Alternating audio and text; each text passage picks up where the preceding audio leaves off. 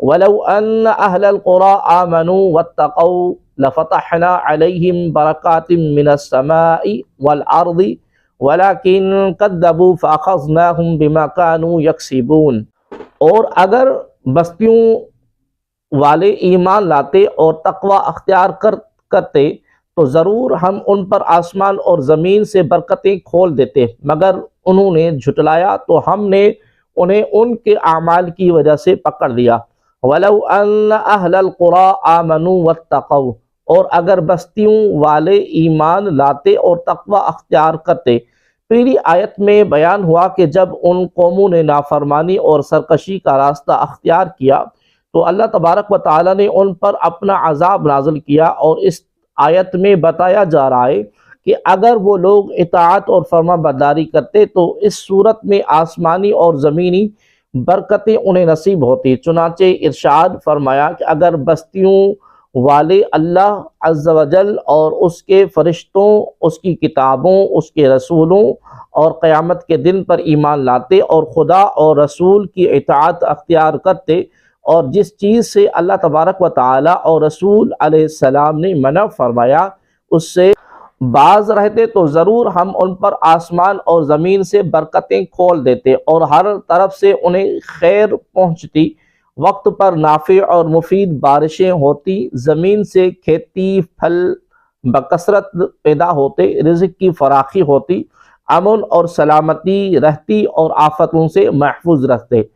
اس سے معلوم ہوا کہ تقوی دنیا میں بھی اور آخرت میں بھی رحمت الہی کا ذریعہ ہے۔ ایک اور مقام پر اللہ تبارک و تعالی ارشاد فرماتا ہے وَمَن يَتَّقِ اللَّهَ يَجْعَل لَّهُ مَخْرَجًا،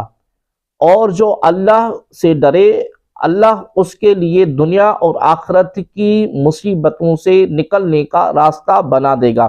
اس سے یہ بھی معلوم ہوا کہ دنیاوی مصائب دور کرنے کے لیے نیک اعمال کرنے جائز ہے، یعنی اللہ تبارک و تعالیٰ کو راضی کرنے کے لیے عمل کیا جائے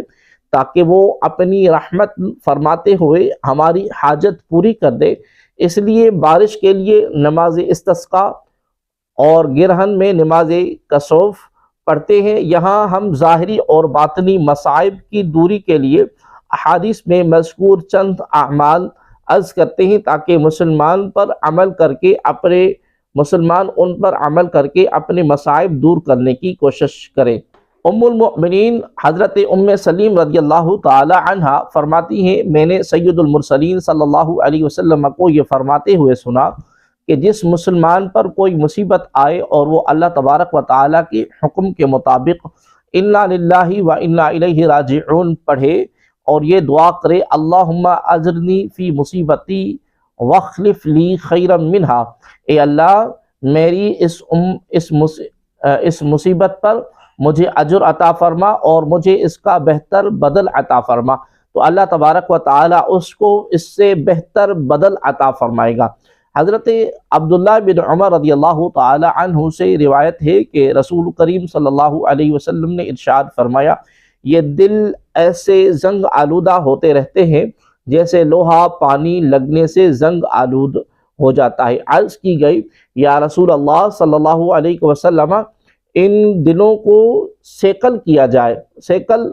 ان دلوں کی سیکل کیا ہے؟ ارشاد فرمایا موت کی زیادہ یاد اور قرآن کریم کی تلاوت۔ حضرت عبداللہ بن مسعود رضی اللہ تعالی عنہ سے روایت ہے کہ نبی کریم صلی اللہ علیہ وسلم نے ارشاد فرمایا جو شخص روزانہ رات کے وقت سورہ واقعہ پڑھے تو وہ فاقے سے ہمیشہ محفوظ رہے گا۔ حضرت عطا بن رباح رضی اللہ تعالی عنہ فرماتے ہیں مجھے خبر ملی ہے کہ حضور پر نور صلی اللہ علیہ وآلہ وسلم نے ارشاد فرمایا جو دن کے شروع میں سورہ یاسین پڑھ لے تو اس کی تمام ضرورتیں پوری ہوں گی، ولیکن کذبوا، مگر انہوں نے تو جھٹلایا۔ یعنی ایمان لانے کی صورت میں تو ہم انہیں زمینی اور آسمانی برکتوں سے نوازتے لیکن وہ ایمان نہ لائے اور اللہ تبارک و تعالی کے رسول علیہ السلام کو جھٹلانے لگے، ہم نے انہیں ان کے اعمال کی وجہ سے عذاب میں گرفتار کیا۔ اس آیت سے ثابت ہوا کہ جب انسان اللہ تبارک و تعالیٰ کا شکر گزار بندہ ہو تو رزق میں وسعت اور